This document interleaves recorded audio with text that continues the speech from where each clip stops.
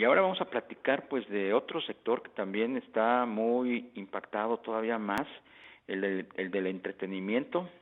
El entretenimiento está también teniendo que adaptarse pues a esta nueva realidad. eh, y bueno, hay ahí también hábitos de los consumidores que tendrán que modificarse. Vamos a platicar con Joshua Francia, él es director general de Boletia. ¿Cómo estás, Joshua? Muy buenas tardes. Tenemos a Joshua. Listo. Sí, ahí estoy. Un gusto, Ariel. ¿Cómo estás? Buenas tardes, Joshua. ¿Qué es Buenas lo tardes. qué es lo que ustedes están observando de cambios por el impacto, por esta pues, duro golpe que el coronavirus le está dando a todos los negocios, pero particularmente a la industria del entretenimiento? Sí, claro. Pues bueno, particularmente en abril se sintieron los golpes mucho más fuertes porque la industria paró de un momento a otro, ¿no? Estamos hablando de que todos los que nos dedicamos a juntar gente sufrimos muchísimo como no solo prohibición de las autoridades, sino pues el miedo colectivo que genera algo sin precedentes de alguna forma, ¿no? Ahorita ya casi 5 meses después, de alguna manera estamos viendo pequeños brotes de normalidad en nuestra industria, pero va a ser bastante complicado y definitivamente va a haber necesidad de hacer una reinvención de cómo hacemos negocios todos. Joshua, buenas tardes, te saluda Rogelio Varela. En estos días hemos visto que muchos de los eventos que eran para espacios abiertos, pues ahora se hacen online.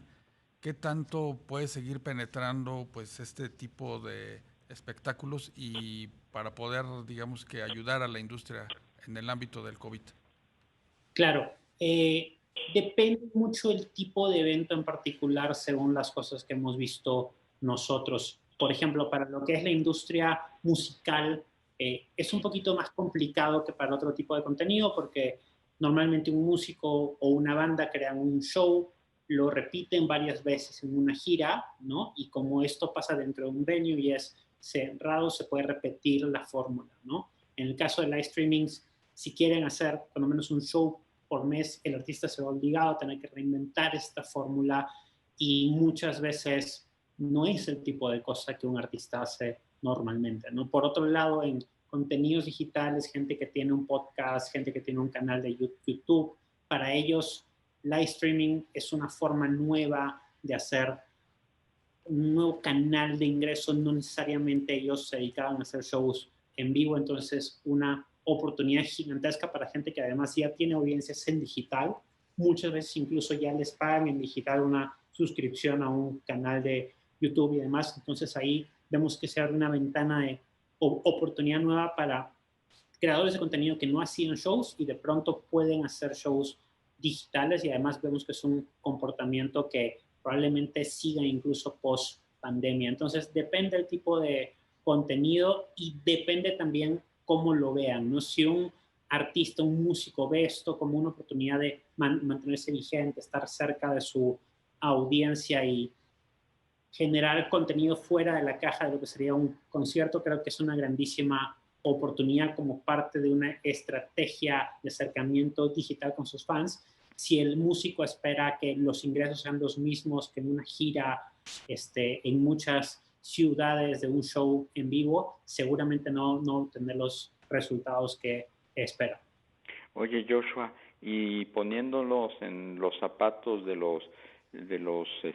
la audiencia, de los fans, de los seguidores, estos conciertos vía streaming o en plataformas a distancia por internet, ¿están funcionando? ¿Qué dicen los consumidores, los espectadores? Claro. Lo que sucede un poco en el mundo de los eventos digitales es que han aparecido de pronto muchas plataformas, ya sea creadas por promotores que viven el contexto de la industria de la música o por sistemas de boletaje como el nuestro, que algunos han optado por adaptar soluciones de video sobre demanda a su propuesta de venta de boletos y otros Luego, lo que hemos hecho, como en el caso de Boletia, hemos creado una marca distinta pensando en generar un venue digital, ¿no? Entonces, la mayoría de propuestas para shows digitales pues tienen un video y quizá tienen un chat muy básico donde la gente interactúa. Nosotros sí creemos que hay una oportunidad de crear una experiencia para el fan distinta, ¿no? Entonces, en la medida en la que las plataformas entiendan esto, entiendan que no tenemos que hacer shows exactamente iguales a los del mundo real, sino el mundo digital te permite hacer otra serie de cosas, que la gente conecte entre sí, darles otras formas de interactuar con su talento. Creo que pueden ser mejores shows. Nosotros en nuestra plataforma NewMe tenemos este tipo de componentes, pero yo pensaría que la mayoría de shows digitales no nada más tienen el problema de que generen demanda por el tipo de contenido que hacen, sino además las plataformas que usan no necesariamente cuentan con elementos que puedan crear una mejor experiencia para el fan, ¿no? Yo creo que los que más se esfuerzan por hacer cosas en vivo, los que más se esfuerzan por interactuar con sus fans, los que leen un chat que tenga la plataforma, por ejemplo, los que les hagan encuestas en vivo a los chats, están creando experiencias muy buenas y casualmente vemos que son los que generan nuevos shows. Los que no hacen esto y casi nada más es un video que podrías ver en YouTube, pero que tienes que pagar por él, normalmente no van a tener una buena respuesta del público.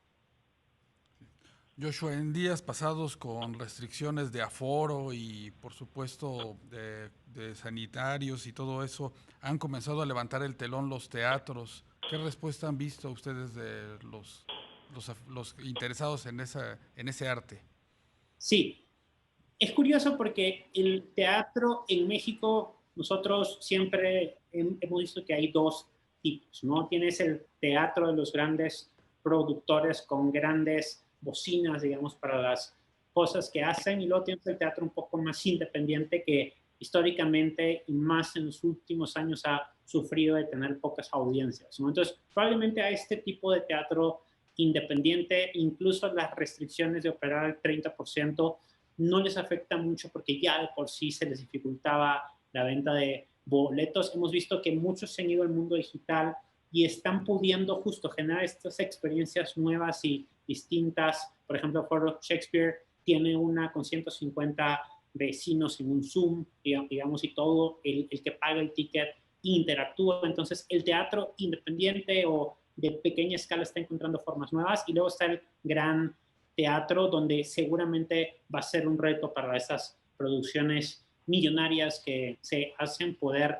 llegar a los económicos necesarios para que con 30% puedan empezar a pasar cosas, pero los grandes productores que conocemos aún así están ansiosos por empezar a mover las cosas. Entonces, yo creo que es una buena noticia que de alguna manera se están empezando a abrir cosas. Esperemos que el contexto de salud, el contexto de cómo vaya evolucionando esta pandemia lo permita cada vez más, porque hay una cadena de valor muy grande dentro no solo del teatro, sino de los festivales, de las giras, de los conciertos, pues que lleva prácticamente 5 meses sin recibir ingresos. Es importante ver la forma de cómo reactivar esto, siempre y cuando sea seguro y consciente para con la comunidad.